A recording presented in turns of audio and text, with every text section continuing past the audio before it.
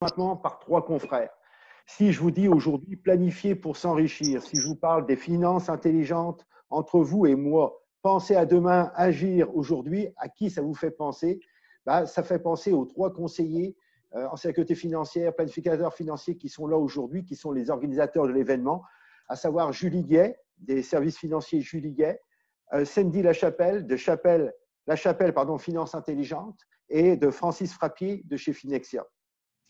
Vous avez la chance d'être associé avec des leaders dans l'industrie et leur initiative d'organiser cet événement aujourd'hui font en sorte que démontre encore une preuve de rigueur, de vigueur et d'intérêt, de générosité pour vous aider à atteindre vos propres objectifs financiers. Donc, sans plus tarder, je vais laisser la parole à Francis. Merci beaucoup, Frédéric. Donc, bonjour à ceux qui nous regardent, bien entendu. J'aimerais vous introduire à notre fiscaliste. C'est une partenaire chez nous avec Essentiel et avec les conseillers planificateurs financiers. Donc, je vous présente Marie-Christine Tétrault. Marie-Christine se spécialise principalement en réorganisation et en planification fiscale, donc en réorganisation d'entreprise, de relève familial, d'intégration d'employés, incorporation de pratiques professionnelles et bien d'autres cordes aussi à son arc, dont les connaissances au niveau des produits financiers. Donc, ce qui est beaucoup rare ou beaucoup plus rare pour un ou une fiscaliste de se spécialiser dans cette branche-là de ces produits un petit peu plus complexes. Elle est également membre des comptables professionnels agréés depuis 2005. Elle est impliquée auprès des entrepreneurs depuis 2003 et détentrice de la maîtrise en fiscalité.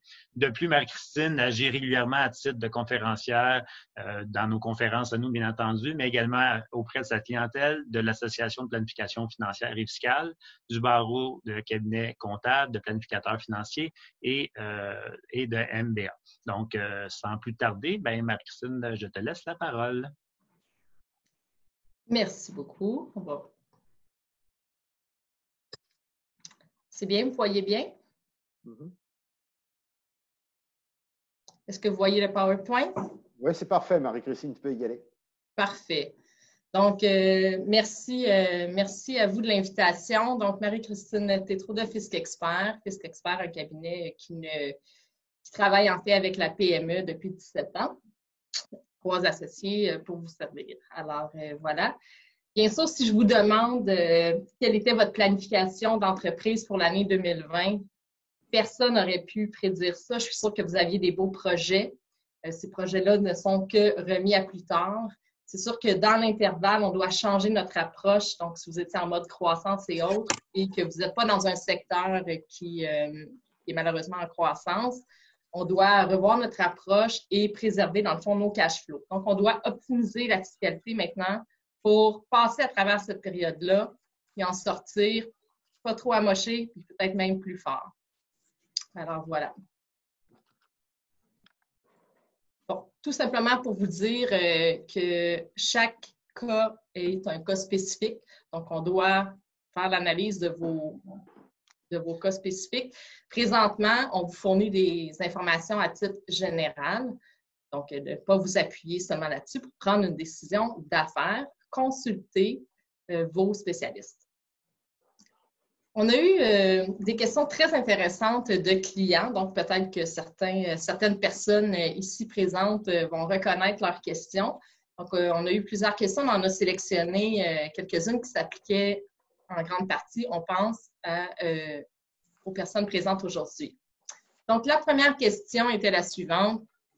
Je suis actionnaire d'une entreprise, je suis bénéficiaire de la PCU, on continue de générer un petit peu de revenus avec notre Inc. Est-ce qu'on doit ou est-ce qu'on peut modifier notre structure de paiement pour se verser jusqu'à 1 000 $ de revenus et garder le reste dans l'entreprise?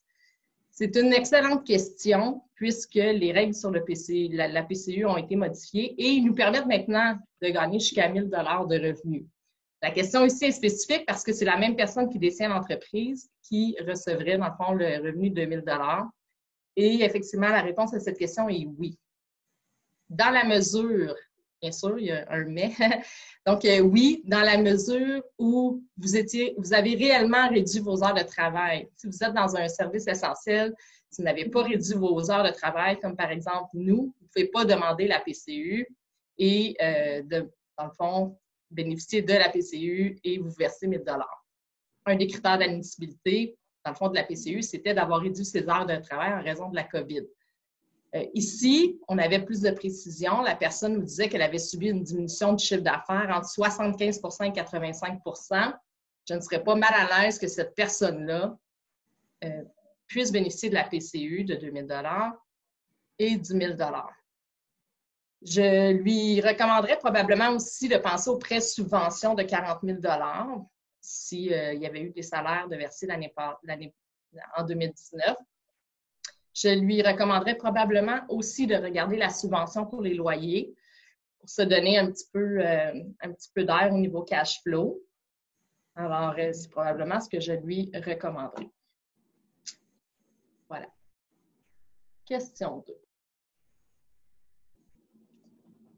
Question 2. Une personne n'avait pas versé de salaire l'année passée ou était travailleur autonome et me demande confirmation qu'elle ne peut bénéficier du 40 000 $.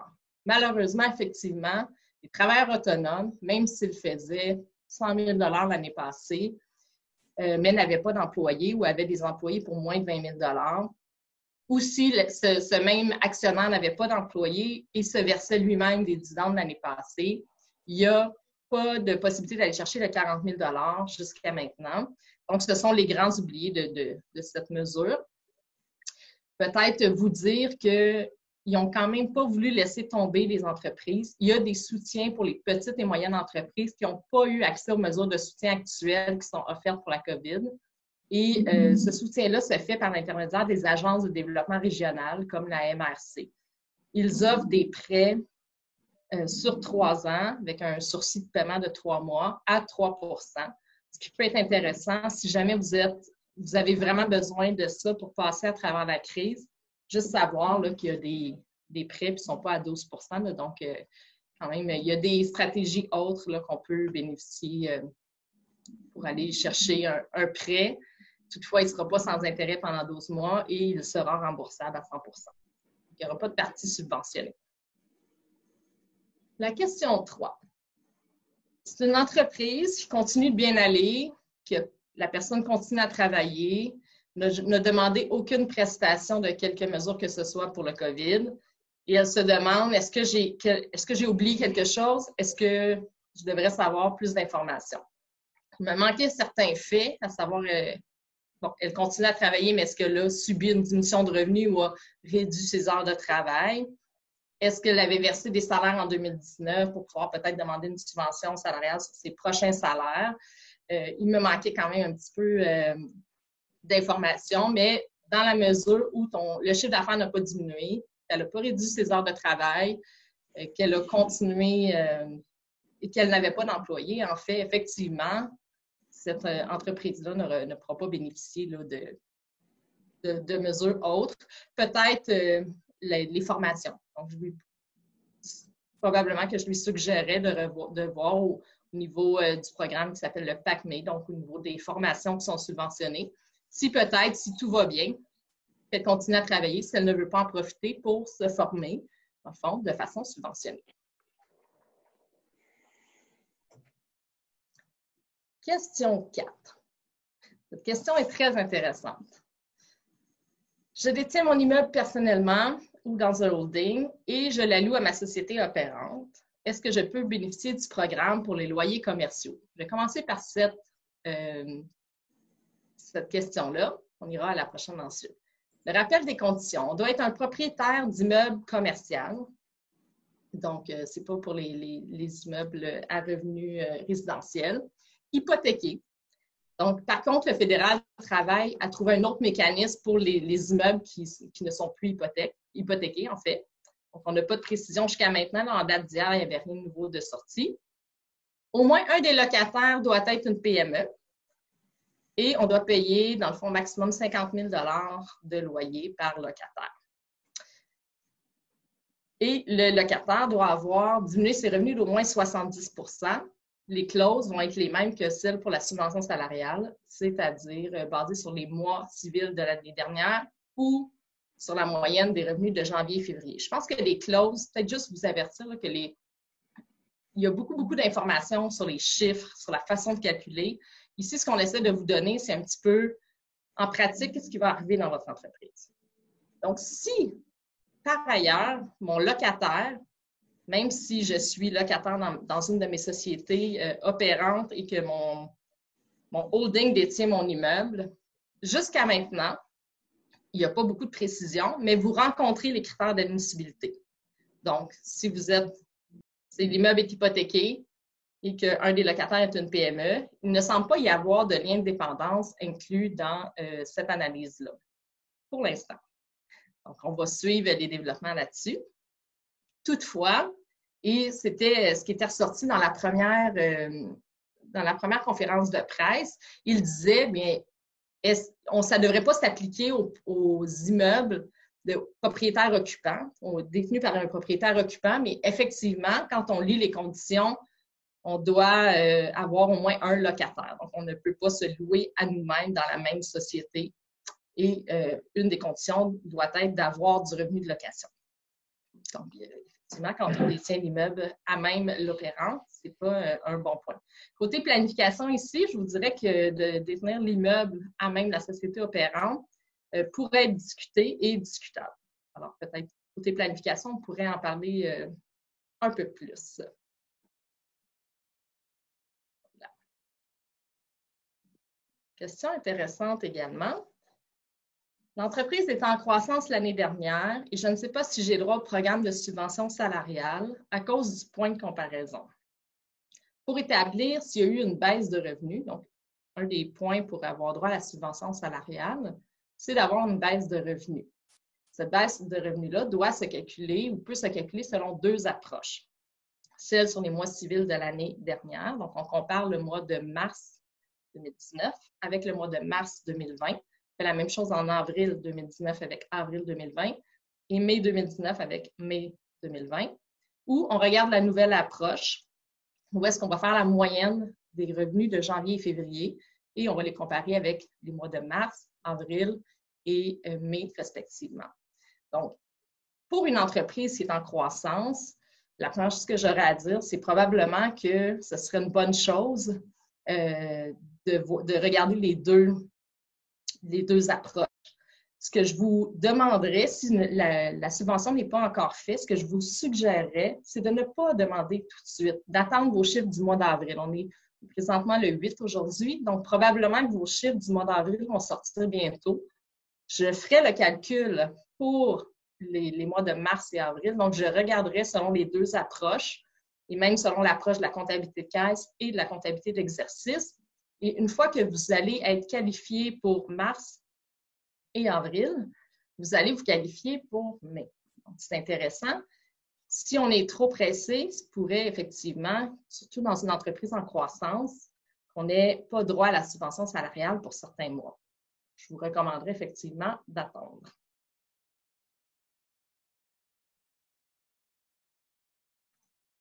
Est-ce que je peux garder mes employés au travail, mais les mettre à temps partiel et quand même avoir droit aux subventions salariales? Il y a eu beaucoup de discussions de 5 à 7 là-dessus. La réponse n'est jamais très noire ou blanche, donc ça dépend. La réponse est oui, sous certaines conditions. Donc, on doit avoir, pour avoir droit aux subventions, notre employé doit avoir été rémunéré pour au moins 14 jours consécutifs dans la période.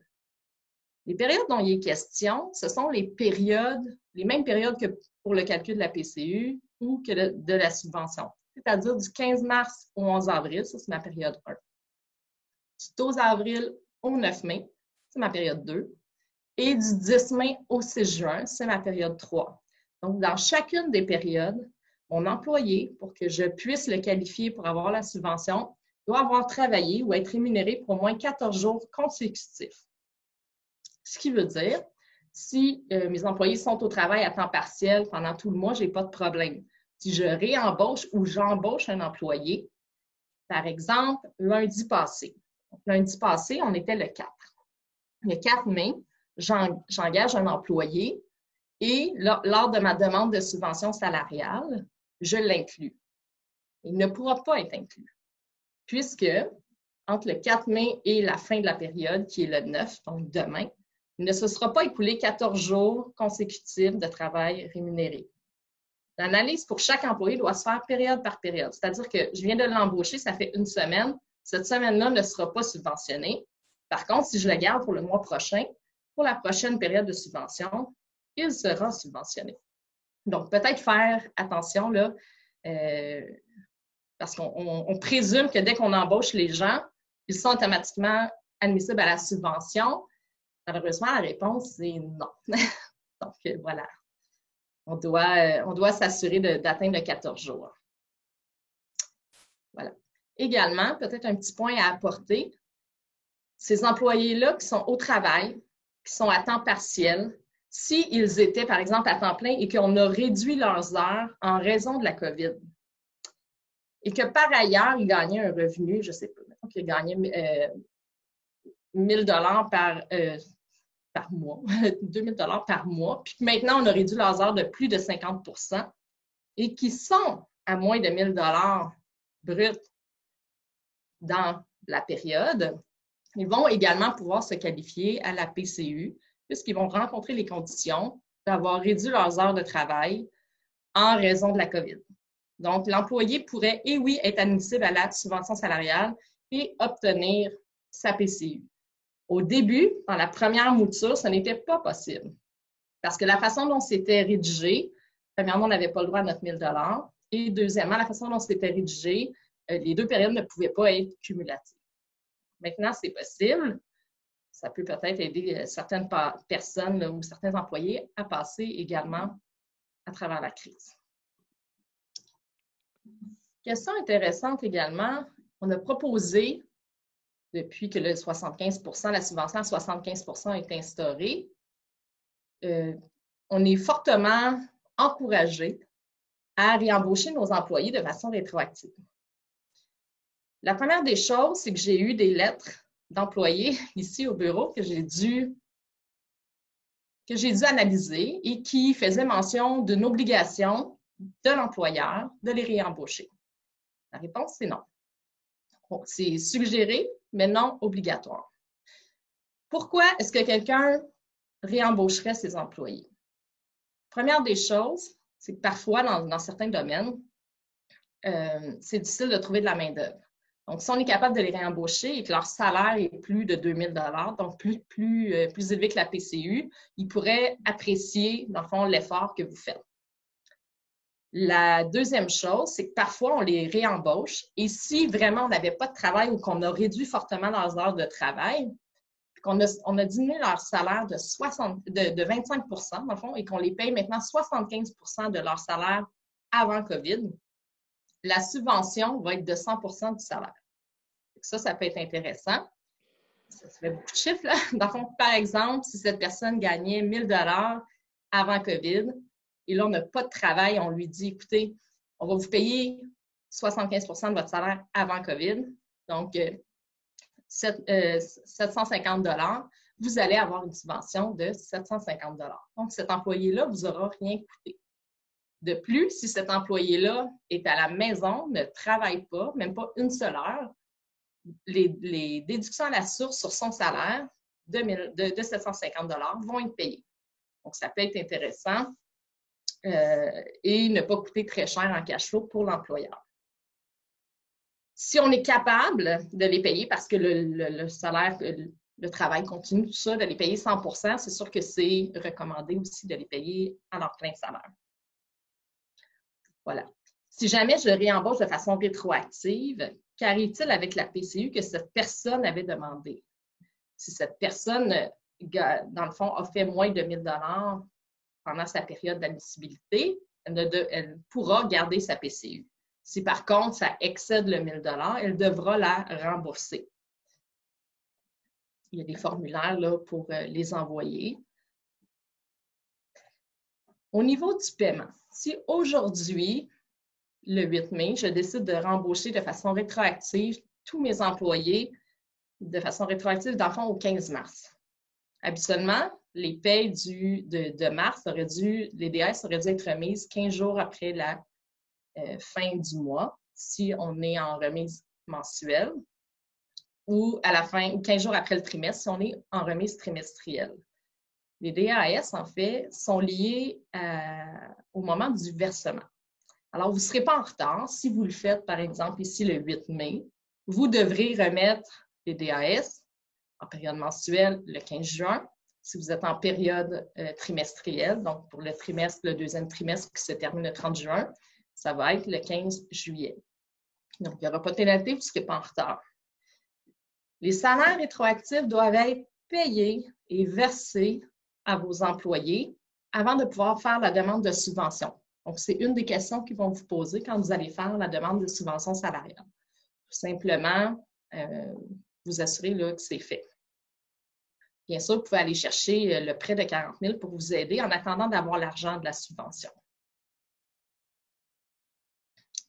Pour la subvention salariale d'urgence, donc la subvention à 75 %, est-ce qu'elle est disponible seulement entre le 15 mars et le 6 juin?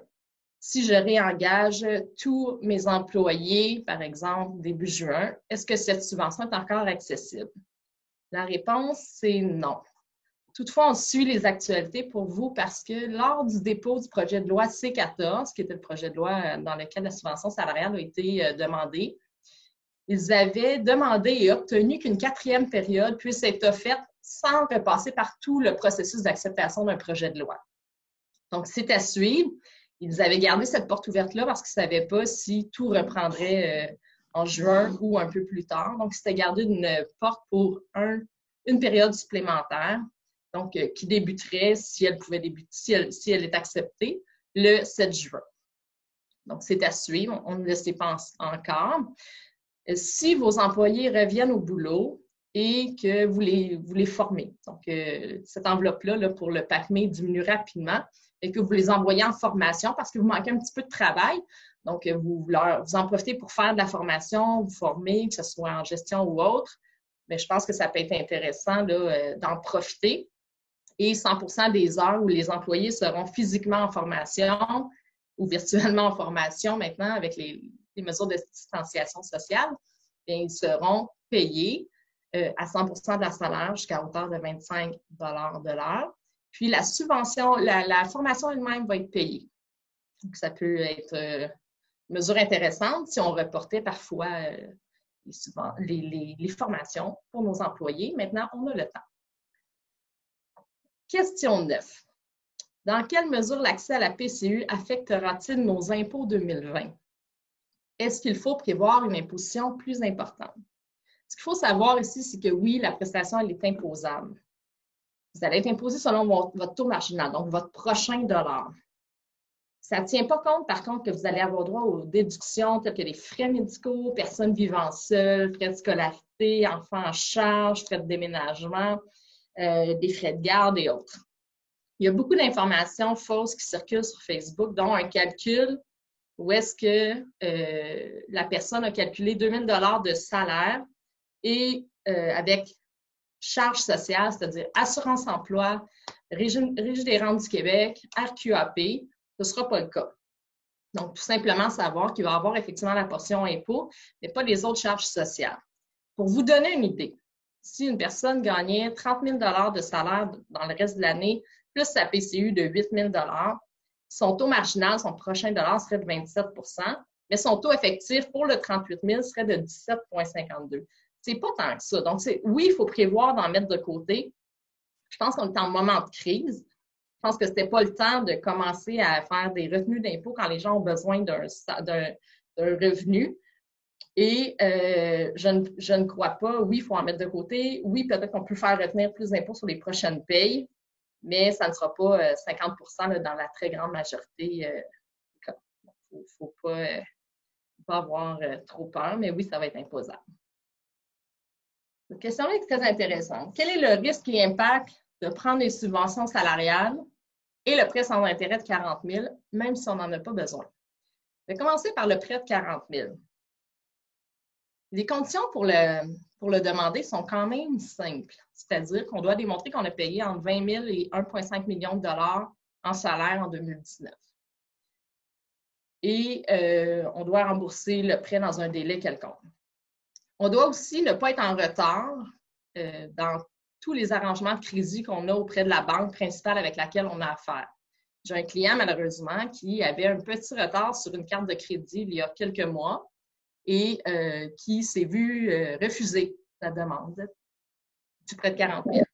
Une fois que ces conditions-là sont acquises, même qu'il y a eu un petit podcast intéressant quand même de Pierre McSween, même si tu n'en as pas besoin, même si dans ton compte tu as 200 000 $, même si tu n'en as pas besoin pour payer tes frais d'opération, la vérité, c'est que tu as le droit de le demander. Maintenant, il y a des gens qui m'ont dit, ben, je ne sais pas si c'est moral.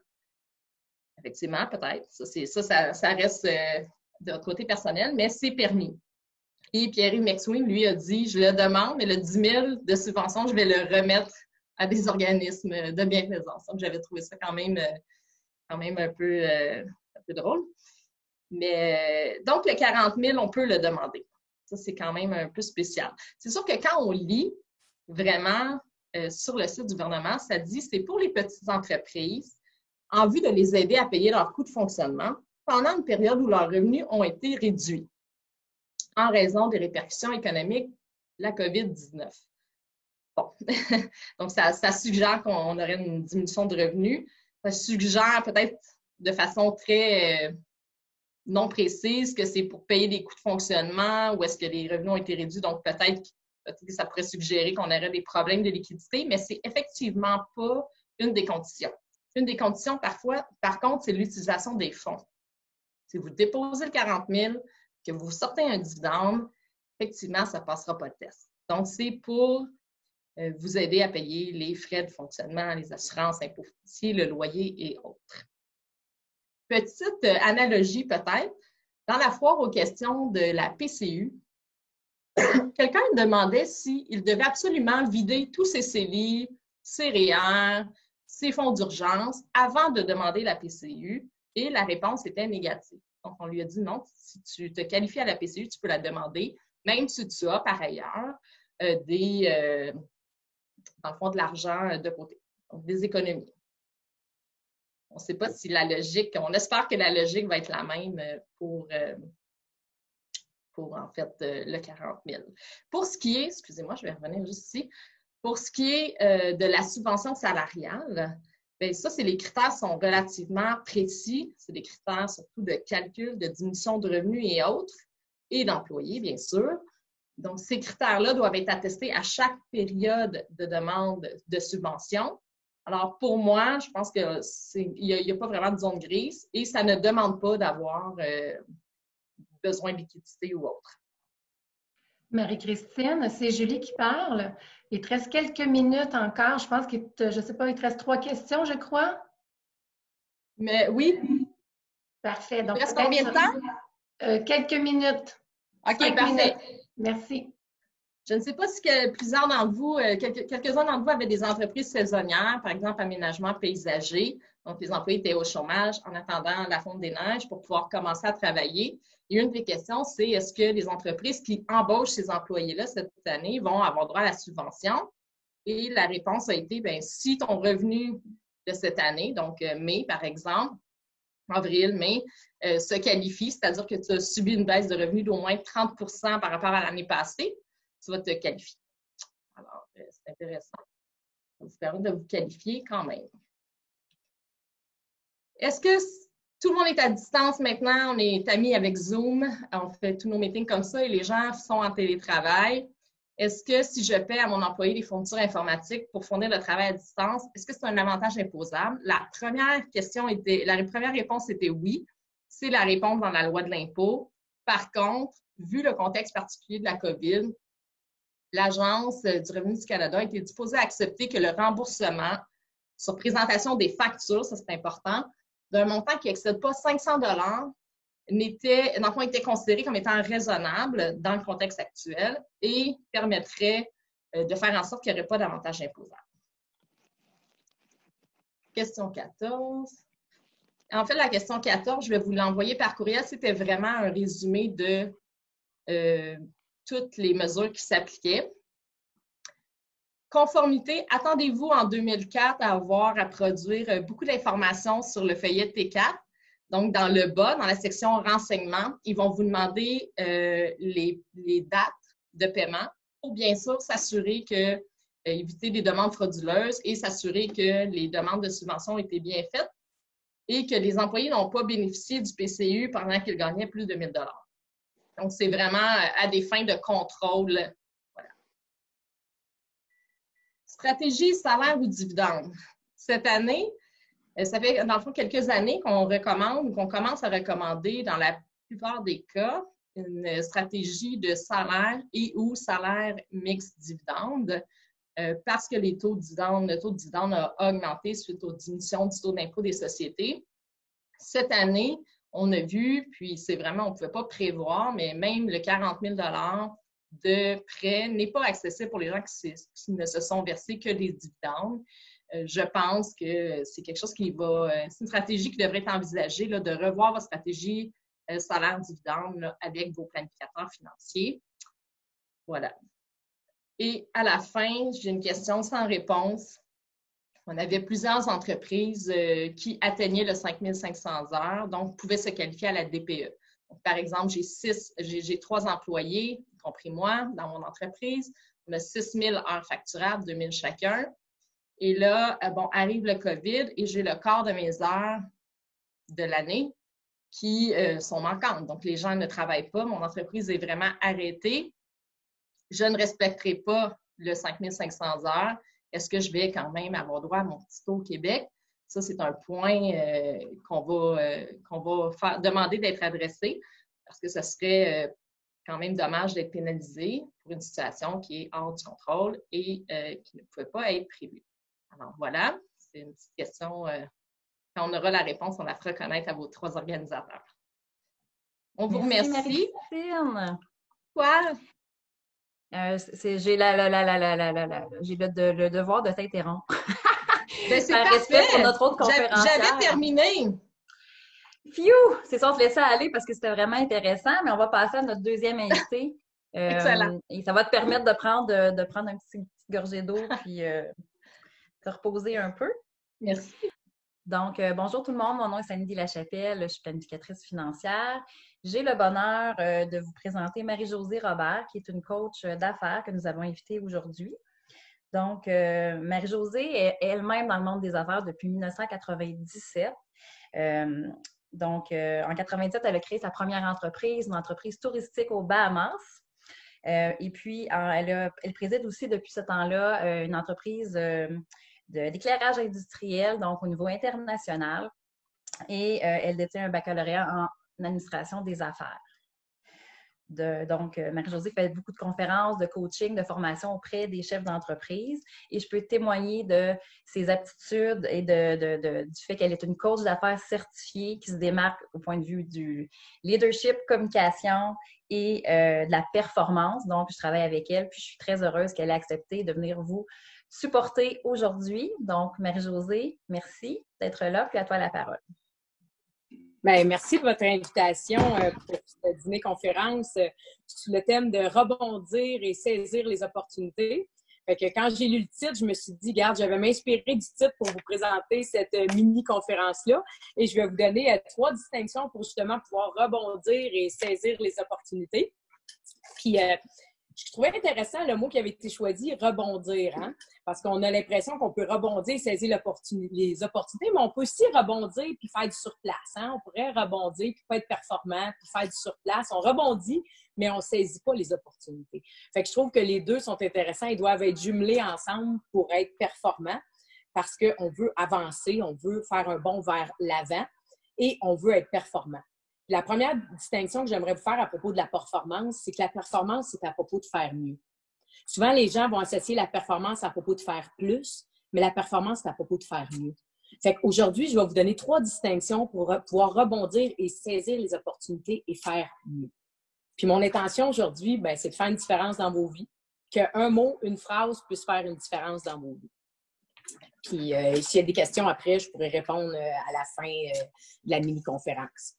Donc, le premier élément pour rebondir et saisir les opportunités, c'est d'être au moment présent. Vous ne pouvez pas saisir les opportunités si vous n'êtes pas au moment présent.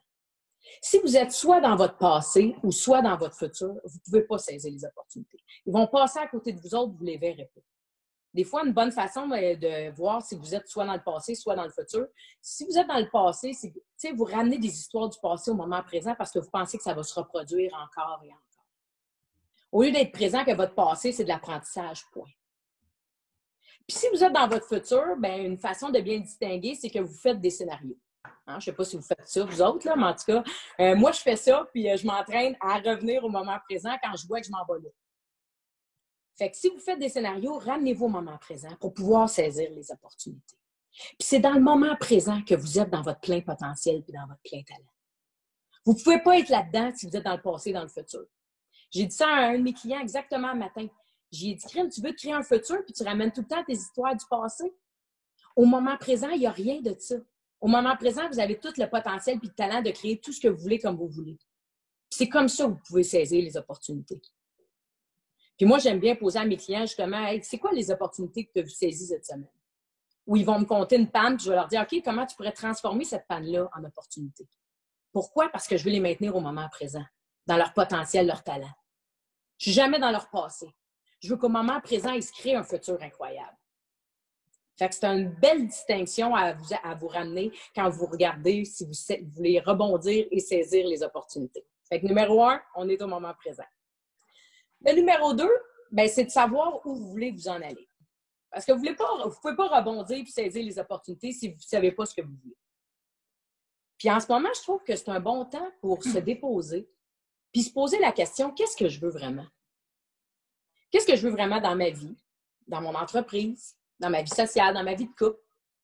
Puis présentement, pendant le COVID, j'ai un de mes clients qui m'a dit, tu sais, Marie, il dit, tu le sais, il dit, ma business, ça va super bien, puis tout ça.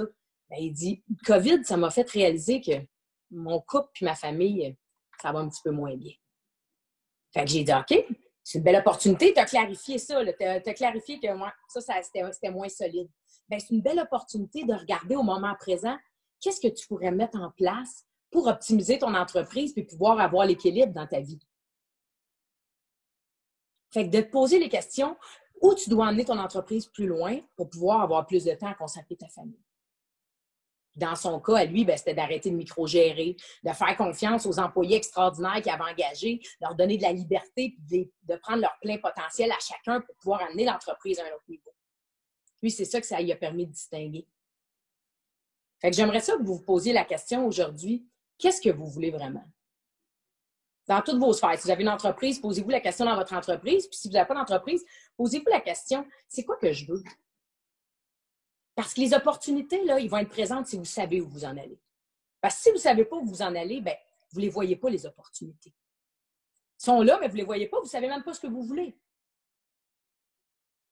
Puis, moi, je crois, en tout cas, sincèrement, bien, c'est prouvé, anyway, scientifiquement, pardon, je cherchais le mot, que votre cerveau, sa job, c'est de vous donner raison. Fait qu'un coup que vous avez clarifié ce que vous voulez, là, bien, lui, il va filtrer toutes les opportunités qui vont être en accord avec ce que vous voulez. Fait que c'est vraiment important de savoir ce que vous voulez pour pouvoir saisir les opportunités. Puis après ça, bien, une question puissante que je trouve, c'est qui vous allez être, justement, pour ressaisir ces opportunités-là. Qu'est-ce que vous allez en faire un coup que vous les avez découvertes, ces opportunités? Fait que je trouve que c'est un bon temps pour se déposer puis se poser cette question-là.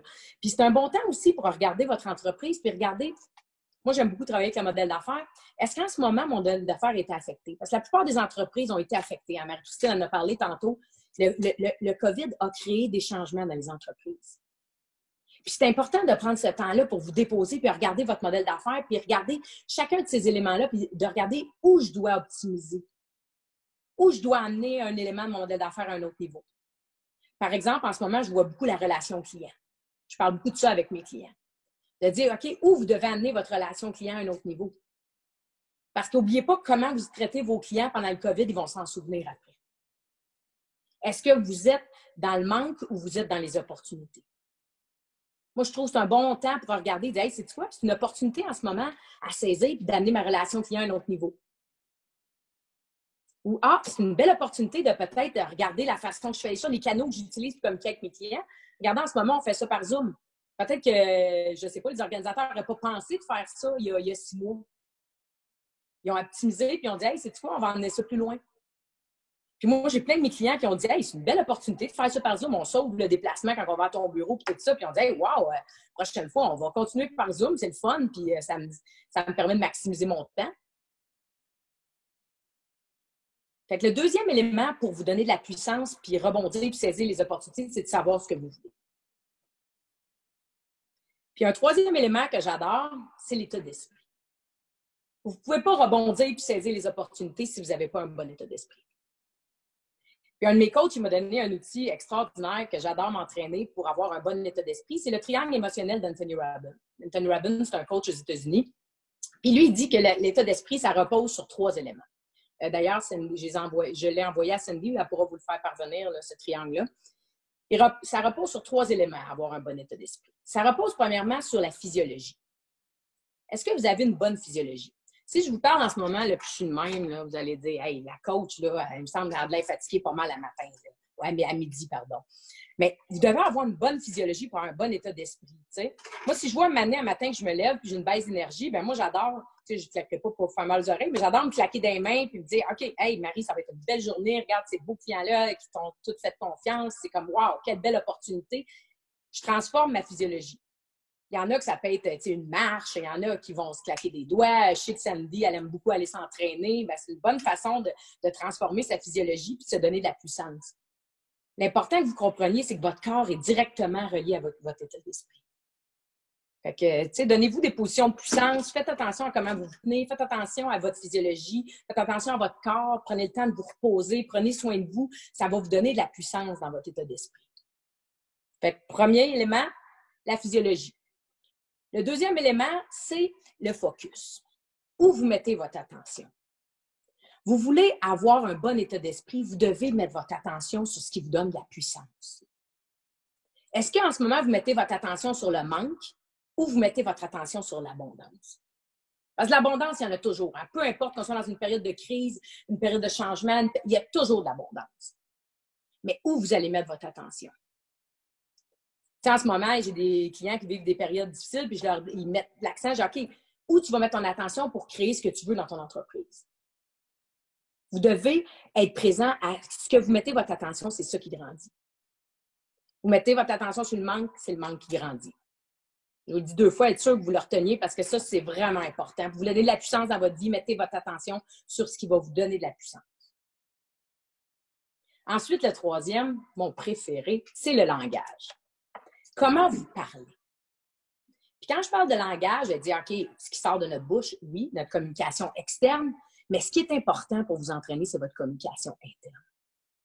Parce que c'est votre communication interne qui fait comment vous parlez. Les mots que vous utilisez. Moi, j'écoute mes clients, puis les mots qu'ils utilisent, je sais exactement où ils sont, par les mots qui sortent de leur bouche. Fait que je vous invite à vous poser, est-ce que vous avez la question, est-ce que vous avez un langage interne qui est puissant? Est-ce que vous vous posez des questions de victime ou vous posez des questions qui sont puissantes? Je vais vous donner un parfait exemple, des questions de pourquoi. Hein? Pourquoi, moi, toutes les subventions que Marie-Christine a parlé, pourquoi, moi, je ne suis pas dans aucune de ces subventions-là? Aucune puissance. Ah, comment je pourrais créer de l'abondance autour de moi? Ah, quel outil je pourrais me servir pour aller créer de l'abondance pour mon entreprise? Pas mal plus puissant. Vous voulez avoir un bon état d'esprit, vous devez vous poser des questions puissantes. J'avais été voir une conférence aux États-Unis, c'était Nurka, une coach qui donnait ça, puis elle disait « La qualité de votre vie est égale à la qualité des questions que vous vous posez. » Je trouvais que c'était extrêmement puissant. La qualité de votre vie est égale à la qualité des questions que vous vous posez. Fait que posez-vous la question « Qu'est-ce que vous vous mettez dans votre tête? » Parce que vos pensées, c'est votre vie. Vous êtes responsable de vos pensées, vous êtes responsable de votre vie. Fait que vous pouvez transformer comment vous parlez à l'intérieur, vous allez transformer comment vous parlez à l'extérieur, vous allez transformer comment vous voyez les opportunités, puis vous allez rebondir puis saisir les opportunités. Tu sais, quand j'entends « tout va mal présentement », bien, tout, c'est un des démons de la communication, c'est de la généralisation, tout va mal. Non, tout va pas mal. Tu as certains points que tu dois mettre des choses en place. Fait que, qu'est-ce que je pourrais mettre en place? Je suis toujours en retard. Qu'est-ce que je pourrais créer pour être en avance? Votre langage interne est extrêmement important pour avoir un bon état d'esprit. Fait qu'aujourd'hui, ce que j'aimerais faire, c'est faire une différence dans vos vies et que vous vous entraîniez dans les prochaines semaines à hein, à être au moment présent. À 2, à savoir où vous voulez vous en aller. Puis à 3, avoir un bon état d'esprit puis vous entraîner. Puis ce triangle-là, là, il fonctionne pour toutes les facettes de votre vie. Votre vie professionnelle, votre vie personnelle, votre vie sociale. Vous voulez vous donner de la puissance, bien, entraînez-vous avec ce triangle-là. Moi, en tout cas, je m'entraîne tous les jours. Mes clients s'entraînent avec ce triangle, ça leur donne de la puissance. Puis je terminerai en vous disant que pour accomplir tout ce que vous voulez dans votre vie, vous devez aussi avoir un bon entourage. Hein. Soyez présent, qui vous entoure en ce moment. Vous voulez rebondir puis saisir les opportunités. Avez-vous des gens qui sont défaitistes ou vous êtes toujours en train d'écouter les nouvelles en boucle et tout ça, puis vous ne donnez pas de puissance? Bien, assurez-vous que votre entourage autour de vous est puissant aussi. Ça va vous donner vraiment des bons outils pour rebondir puis saisir les opportunités. Fait qu'on s'entoure bien puis on s'entraîne dans ces 3 éléments-là, ça va vous donner de la puissance. Marie, moi, je suis ta coachée, alors je suis à l'aise avec le modèle d'affaires. Est-ce que tu pourrais préciser pour les gens peut-être qui ne font pas de coaching d'affaires, c'est quoi le modèle d'affaires, puis peut-être un petit peu plus expliquer ce point-là pour les clients? Oui. Merci, Sandy.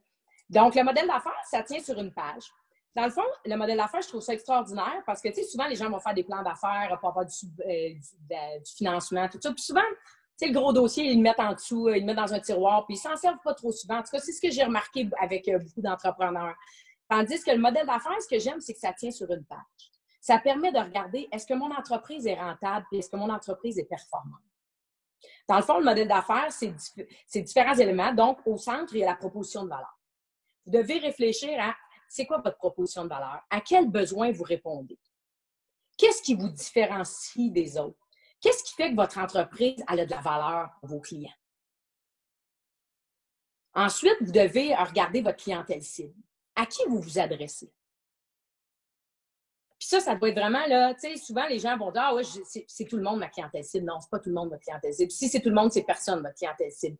Vous devez amener ça plus loin. Moi, je vais jusqu'à l'amener jusqu'au persona. Je vais jusqu'à nommer chacun de mes segments de ma clientèle cible, leur donner un nom, leur donner ce qu'ils font, ce qu'ils mangent, où qu'ils vont.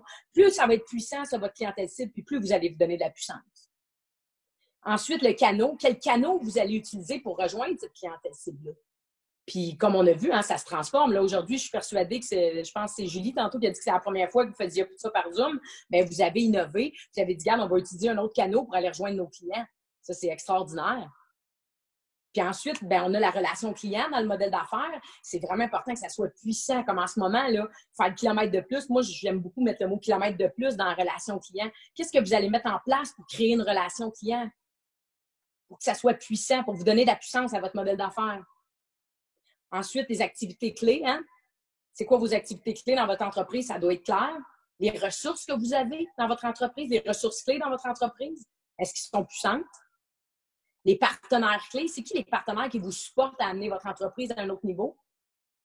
Puis ensuite, en bas, bien, la base du modèle d'affaires, la structure de revenus, la structure de coûts. Puis Dieu sait que présentement, on le voit, avec le COVID, il y en a qui avaient une structure de coûts et une structure de revenus qui n'était pas puissante. Il y en a, moi, j'ai vu des clients qui vivaient au-dessus de leurs moyens. Des clients qui faisaient des gros chiffres et qui n'avaient pas beaucoup de coussins pour les. J'ai été surprise. J'ai dit, Caroline, c'est des belles entreprises, mais structure de coûts, structure de revenus, c'était so-so. Fait que là, vous avez des planificateurs financiers qui sont là pour vous supporter. Vous avez une fiscaliste, Martine, qui est là. Bien, servez-vous-en pour optimiser cette partie-là de votre modèle d'affaires. Vous savez, quand j'ai dit que l'entourage est important, bien, l'entourage est important pour maximiser ce modèle d'affaires-là puis vous donner de la puissance. Moi, je dis, entourez-vous des meilleurs dans chaque domaine. Moi, quelqu'un qui dit qu'il est bon dans tout, je ne ferais pas à ça. Vous devez avoir des spécialistes pour vous supporter puis avoir une belle business. Puis si vous n'avez pas d'entreprise, une belle vie aussi. Hein? Fait que, est-ce que je ne voulais pas prendre trop de temps? Là, je sais que tu m'avais dit 1h30. Là, fait que je me suis dépêchée. Là, mais s'il y en a qui ont des questions, de toute façon, je vais être là après. Là, je vais pouvoir répondre par le chat. Puis vous pouvez m'appeler aussi, ça me fait plaisir. Un gros merci, Marie-Josée, pour cette présentation inspirante et très enrichissante là, pour les entrepreneurs en nous. Donc, je tiens également à remercier nos invités pour votre présence et on espère sincèrement que les conférencières vous auront outillé justement pour mieux rebondir et saisir les opportunités. Évidemment, on vous souhaite à tous plein de belles réussites et une attitude positive là, pour la suite des choses. Je pense que c'est important. notre état d'esprit. Hein, Marie-Josée le disait tout à l'heure. Donc, n'hésitez pas à communiquer également avec votre conseiller pour aller justement plus loin dans votre réflexion stratégique.